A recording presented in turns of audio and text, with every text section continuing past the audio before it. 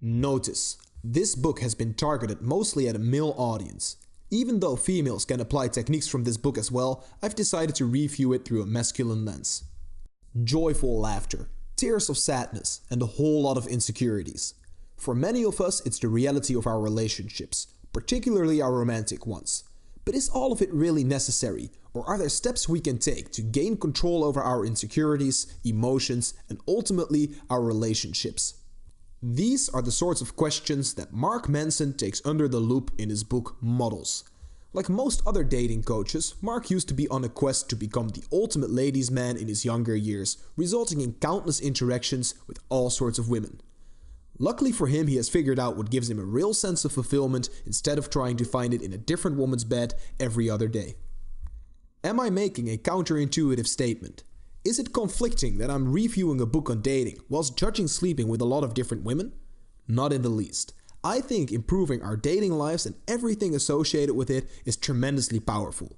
But I also think that creating emotionally meaningful relationships and deep connections will be a lot more fulfilling than trying to insert your dick into everything that moves. Quality over quantity.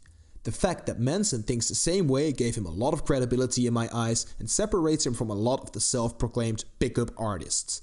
And even though dating with a lot of women isn't the answer to your quest of fulfillment, there is plenty of wisdom to be found within it. Alright, let's dive into the book. Part 1. Reality. In the first part, Manson takes a look at the fundamental quality necessary to lead a life on your own terms. The quality of being non-needy. Basically, this means that you invest more value in your own perception of you than in other people's perception of you. This may sound easy, but it is not. We might think we're doing what's best for us, but in reality we're constantly conforming to what other people expect of us. We take a class because our parents want us to, we put pictures on social media to get validation, and we dress a certain way to impress our date. This way of acting is hardwired in our brains and used to serve an important purpose.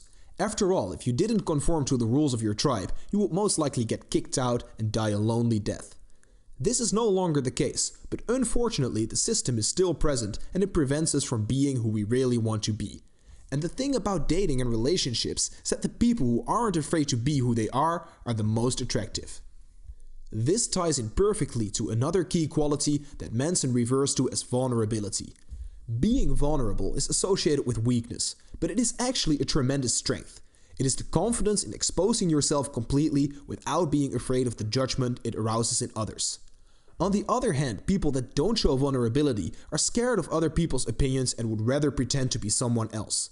This facade is incredibly unattractive, as we humans need deep and sincere connections in order to create attraction. Part 2. Strategy. In the second part, Manson has a better look at the manifestations of the fundamentals laid down in part 1. The first concept covered is that of polarization. Simply put, polarization is presenting the real you, making it easier and quicker to find compatible people. For example, if you wouldn't polarize yourself, you could be dating someone for weeks before you realize that your interests and values aren't aligned. On the other hand, if you show your true colors straight away, you will know what someone thinks about you, the real you, a lot quicker. This leads right into rejection. Polarizing yourself will result in rejection. For every person that loves you, there is going to be another one that despises you. People that tell you they never get rejected are lying. To create true attraction, you have to show the real you, and when you show the real you, you're simply not going to connect with everyone. I mean, would you date any girl that asks you? Rejection is also immensely important. It's a process in which you learn a lot. You learn what type of people you like, how to behave in interactions, being humble, losing your ego, and a lot more. Getting rejected is essential for growth. Part 3. Honest living. The third part is all about lifestyle and logistics. An interesting concept that I hadn't heard in this context before is demographics. Simply put, demographics is looking at group qualities to find potential partners. For example, if you're 25 years old and you're into skating, you will probably not find your soulmate at a book club for single moms. By the same token, a 40-year-old art lover probably won't have much luck during a spring break party.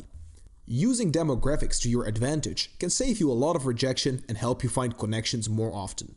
If you're into sports, go take a yoga class. If you enjoy drinks, go to a wine tasting. And if you like to draw, join your local art club.